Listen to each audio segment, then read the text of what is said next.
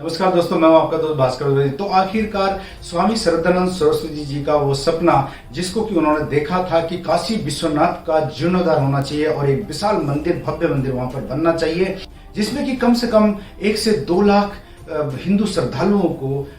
दर्शन करने का अवसर प्राप्त हो सके और एक साथ वो वहां पे पूजा अर्चना कर सकें। श्रद्धानंद सरस्वती दोस्तों, ये 20वीं सदी का एक सबसे बड़ा नाम है जो कि भारत में धार्मिक गुरु के नाम पे हम इनको जानते हैं और उस समय विश्वविख्यात भारत के धर्म गुरु स्वामी श्रद्धानंद सरस्वती हुआ करते थे दोस्तों। और एक और बात मैं जो आपको बताना चाहता हूँ, ये वही श्रद्धानंद सरस्वती हैं जिनकी हत्या अब्दुल रशीद नाम के एक कुख्यात आतंकवादी ने कर दी थी। और उस अब्दुल रशीद को बचाने के लिए आपके प्रिय महात्मा गांधी, जो कि महात्मा गांधी को जो महात्मा नाम दिया वो भी श्रद्धानंद सरस्वती जी ने दिया था, और वही महात्मा गांधी श्रद्धानंद सरस्वती के कातिल को यानी कि अब्दुल रशीद को बचाने के लिए, उसकी पैरवी करने के लिए अड़ गए थे दोस्तों। तो आज मैं आपको बताना चाहता हूं कि स्वामी श्रद्धानंद जी का जो सपना था वो आज किस प्रकार से प्रधानमंत्री नरेंद्र मोदी जी ने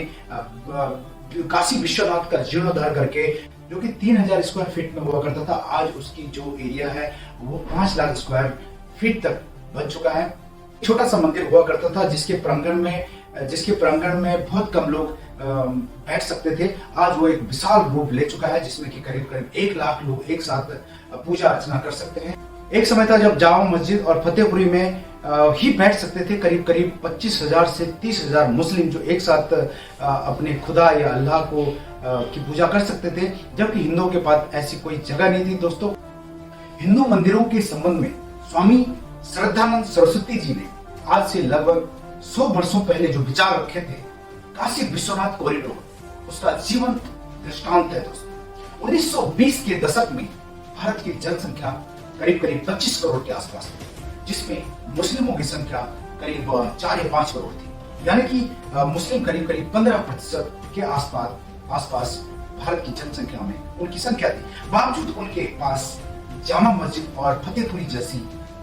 बहुत सी ऐसी मस्जिदें थी जहां पर वो एक साथ करीब करीब 30-40 हजार मुस्लिम श्रद्धालु एकत्रित हो सकते थे, बैठ सकते थे, मंत्रणा कर सकते थे। किंतु हिंदुओं के पास केवल एकमात्र लक्ष्मी नारायण धर्मशाला थी दोस्तों, जहां पर कठिनाई से 800 व्यक्ति भी नहीं बैठ पाते थे। स्वामी जी ने अपनी पुस्तक हिंदू संगठन क्यों और कैसे में लिखा है दोस्तों कि आज के हिंदू एक दूसरे को मिलने को नितांत उदासीन रहते हैं, यानी कि वो मिलना नहीं चाहते हैं क्योंकि उनके पास कुछ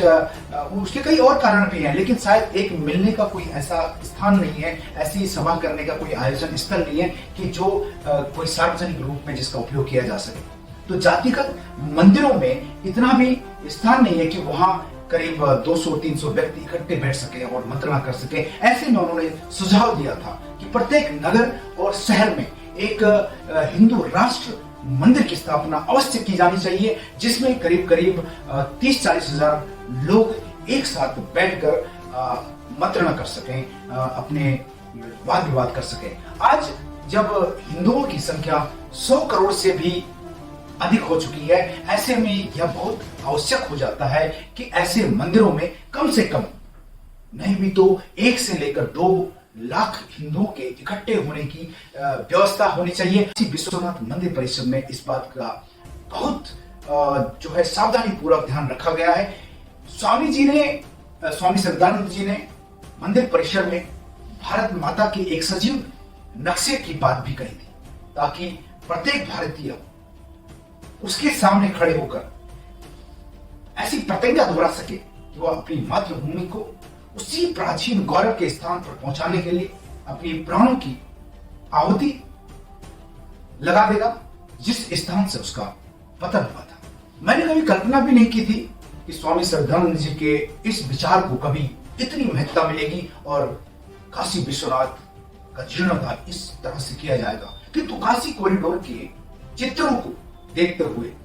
मेरी दृष्टि भारत माता की उस प्रतिमा पर ठहर गई जो स्वामी श्रद्धानंद जी के विचारों को साक्षी होने का जीवन प्रमाण देती है। यहाँ आदि शंकराचार्य एवं जो अहिल्याबाई होलकर के साथ साथ भारत माता की प्रतिमा भी स्थापित की गई है। इन्हीं स्वामी जी श्रद्धानंद जी ने कांग्रेस एवं गांधी जी को दलितों द्वारा अस्पृश्यता, हिंदू पुनरुत्थान, महिला सशक्तिकरण, बाल विवाह, धर्मांतरण और शिक्षा जैसे गूढ़ विषयों पर एक से बढ़कर एक उपचारात्मक उपाय सुझाए थे, किंतु किसी ने भी उस वक्त उस पर तनिक भी ध्यान देना आवश्यक नहीं समझा। इवन महात्मा गांधी तक ने उस पर ध्यान देना जरूरी नहीं समझा। उस समय दिल्ली एवं आगरा के जो चरमकार समाज की एकमात्र यह मांग थी कि उन्हें उन कुओं से पानी भरने दिया जाए जहां से हिंदू और मुसलमान दोनों पानी भरते हैं। स्वामी जी ने इस संबंध में कांग्रेस के एक मुस्लिम नेता से सहायता भी मांगी, तो उसने उत्तर दिया कि यदि हिंदुओं ने आज्ञा दे भी दी तो भी जब चरमकार जो समाज के लोग कुआं तक पानी भरने के लिए आएंगे तो मुस्लिम उन्हें बल प्रयोग करके भगा देंगे। स्वामी श्रद्धानंद जी ने उस कांग्रेसी नेता के इस उत्तर से कोई बड़े आहत और उन्होंने 1921 में एक पत्र के माध्यम से आपके महात्मा गांधी को इस बात से अवगत भी कराया था, लेकिन गांधी ने कभी इस बात को सीरियसली नहीं लिया। आज इतने वर्षों के बाद जब हम कंपैरिजन करते, जब हम तुलना करते हैं कि गांधी और नेहरू के नामों की माला जपते जपते कैसे असंख्य स्वामी जी जैसे महापुरुषों की उपेक्षा की गई, वही भारतीय जनता पार्टी की सरकार जिस प्रकार से इन महापुरुषों का अनुसरण कर रही है, यह वास्तव में हिंदुओं के लिए एक अत्यंत हर्ष का विषय होना चाहिए। तो दोस्तों, हम सभी भारतीयों को, सभी हिंदूवादियों को भारत के यशस्वी प्रधानमंत्री श्री नरेंद्र मोदी जी का विशेषकर उनका साधुवाद करना चाहिए। तो एक बार पुनः दोस्तों, आप सभी लोगों को काशी विश्वनाथ के जीर्णोद्धार की बहुत बहुत बधाई और हमारे प्रधानमंत्री, यशस्वी प्रधानमंत्री श्री नरेंद्र मोदी जी को बहुत बहुत बधाई। कहते हैं कि भगवान शिव उन पर अपना आशीर्वाद सदैव बनाए रखें और वो भारत को इसी तरह से दिन रात और रात दुगनी और दिन चौगनी तरक्की की ओर अग्रसर करता रहे। जय हिंद, जय भारत, वंदे मातरम।